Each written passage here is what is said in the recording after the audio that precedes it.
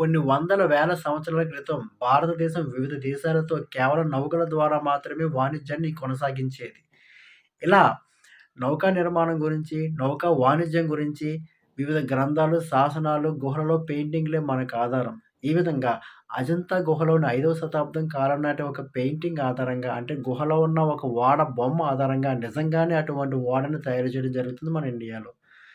ఈ ఓడ దాని ఈ ఓడ పేరు ఐఎన్ఎస్‌వి కౌండిన్య. దీనిని గుజరాత్‌లోని పోర్బందర్‌లో నిర్మించడం జరుగుతుంది. దీని నిర్మాణంలో ఎటువంటి ఇనుము గాని, ఉక్కు గాని ఆఖరికి ఒక మేకు కూడా ఉపయోగించకుండా కేవలం చెక్కతో మాత్రమే తయారు చేయడం జరుగుతుంది.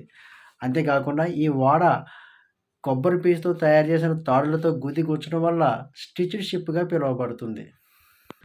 ఉప్పు నీటి నుంచి సంరక్షణ కోసం సహజ సిద్ధమైన జిగురును పూయడం జరుగుతుంది. ఈ ఓడలో ఎటువంటి ఇంజిన్స్ లేవు. కేవలం తెరచాపల ఆధారంగా మాత్రమే ఈ ఓడ ప్రయాణం చేస్తుంది. ఈ ఓడ గుజరాత్‌లోని పోరుబందర్ దగ్గర నుంచి ఒమన్‌లోని మస్కట్ వరకు 15 రోజుల్లో 1400 కిలోమీటర్ల ప్రయాణం చేస్తుంది.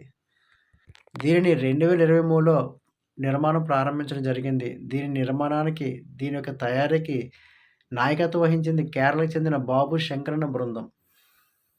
ఎటువంటి ఆధునిక పద్ధతుల జోలికి పోకుండా, ఎటువంటి ఆధునిక ఓడ యొక్క నమూనా వాడకుండా కేవలం గుహలలో పెయింటింగ్ ఆధారంగా మాత్రమే నిర్మితమైన తొలి ఓడ ఈ ఐఎన్ఎస్‌వి కౌండిన్య. మరి ఎందుకండి?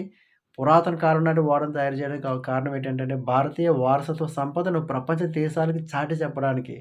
భారతీయ సుసంపన్నమైన నౌకా వాణిజ్య విధానం ఇతర దేశాలకి మన యొక్క గొప్పతనం గురించి వివరించడానికి ఇటువంటి ప్రయత్నం చేస్తున్నారని మనకు తెలియజేస్తున్నారు. ఇటువంటి మరిన్ని ఇంట్రెస్టింగ్ అప్డేట్స్ కోసము మన 'విక్రమాదిత్య ఫర్ వరల్డ్' యూట్యూబ్ ఛానెల్‌ని సబ్స్క్రైబ్ చేయండి. వీడియో మరింత మందికి చేరువయ్యేలాగా లైక్ చేసి, షేర్ చేయండి. Thank you very much.